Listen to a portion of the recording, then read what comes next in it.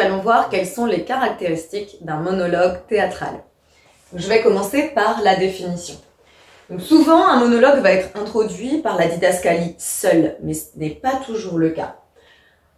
Il va mettre, donc c'est un personnage qui est seul en scène et ce monologue va nous permettre de mettre en scène la solitude du personnage qui doit prendre une décision s'il est par exemple dans une situation de dilemme. Un dilemme, c'est être face à un choix qui n'aboutit pas à une solution efficace. Ou alors, notre personnage peut être face à une crise. Donc, le destinataire de ce monologue, ça peut être soit le personnage lui-même, c'est-à-dire qu'il se parle tout seul. Dans ce cas, on va avoir des questions rhétoriques, les fausses questions là, mais que fais-je, ce genre de choses.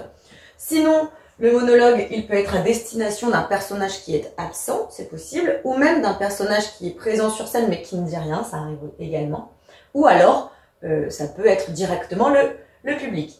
Il va permettre d'avoir accès aux pensées du personnage et donc à ses sentiments. C'est la raison pour laquelle on va souvent retrouver le vocabulaire des sentiments dans les monologues. Et puis, on aura également une ponctuation expressive, c'est-à-dire des points d'exclamation, qui vont venir traduire le trouble intérieur du personnage. J'ai pris tout petit exemple du monologue de Phèdre. Phèdre qui est une pièce qui a été écrite en 1677 par Jean Racine. Nous sommes à l'acte 1, scène 3. Et l'histoire de Phèdre, eh bien, Phèdre est mariée au roi Thésée. Et Thésée a eu un fils d'une précédente union qui s'appelle Hippolyte. Et Phèdre se retrouve éperdument amoureuse de son beau-fils Hippolyte.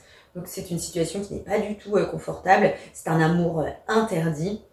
Et donc elle fait semblant de détester Hippolyte. Et le monologue qu'elle fait face à sa nourrice va nous permettre d'avoir accès à ses vrais sentiments. Donc je prends un petit bout de ce monologue. Je l'évitais partout, ô comble de misère. Mes yeux le retrouvaient dans les traits de son père. Contre moi-même, enfin, j'osais me révolter.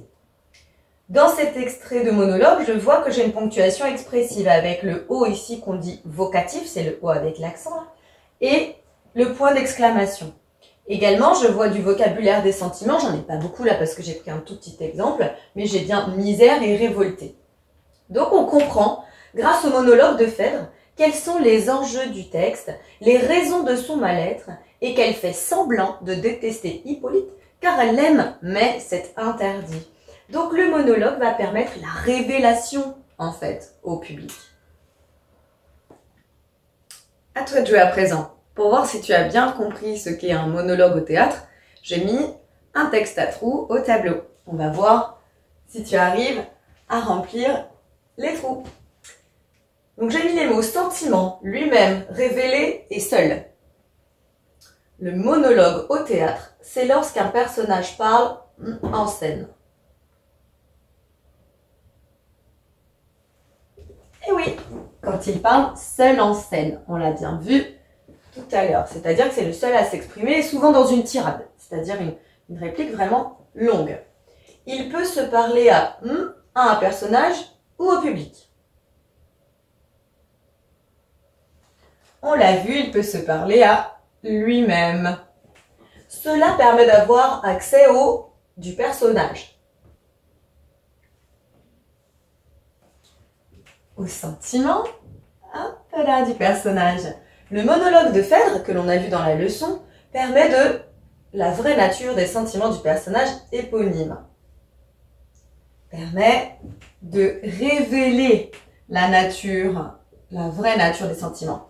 Le personnage éponyme, je fais un petit point sur ce terme, ça veut dire le personnage qui porte le même nom que la pièce, comme Harry Potter est le personnage éponyme du roman. Voilà.